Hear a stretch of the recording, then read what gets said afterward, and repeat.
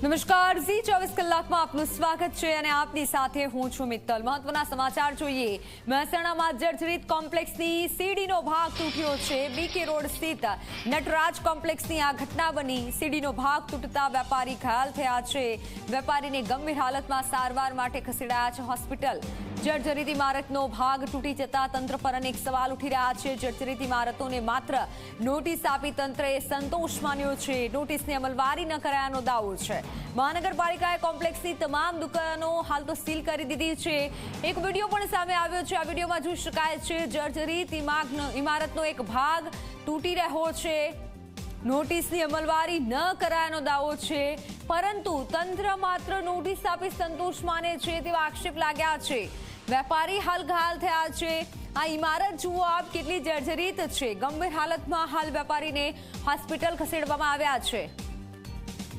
Online પર સંવાદદાતા તેજસ જોડાઈ ચૂક્યા છે। તેજસ, હાલ જે ઘાયલ થયા છે તેઓની હાલત કેવી છે અને શું નોટિસ આપવામાં આવી હતી?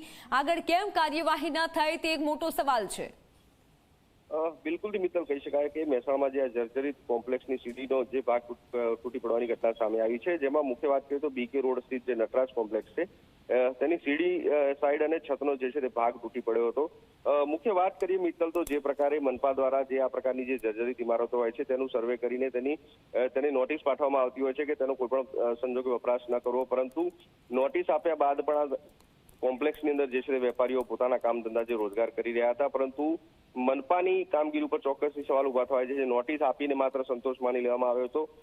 જો આના ઉપર કોઈ નક્કર કાર્યવાહી કરાઈ હોત તો આ પ્રકારની જે ઘટના ન ઘટી હોત તે પણ કહી શકાય। જે પ્રકારે હાલમાં જર્જરિત ઇમારતનો જે છે તે આ જે સીડીનો ભાગ તૂટી પડતાની સાથે જ એક વેપારીને જે છે તે ગંભીર જે ઘાયલ થયો હતો તેને હાલમાં તો સ્થાનિક લોકો દ્વારા જે છે તેને સારવાર અર્થે ખસેડવામાં આવ્યો છે, પરંતુ કોમ્પ્લેક્સની સીડીનો ભાગ તૂટ્યા બાદ મનપા દ્વારા હાલમાં દુકાનો સીલ કરાઈ છે। જો અગાઉ આ પ્રકારની કોઈ પણ કાર્યવાહી કરવામાં આવી હોત તો ચોક્કસ આ દુર્ઘટના ટાળી શક્યા। જી બિલકુલ તેજસ, આભાર માહિતી બદલ।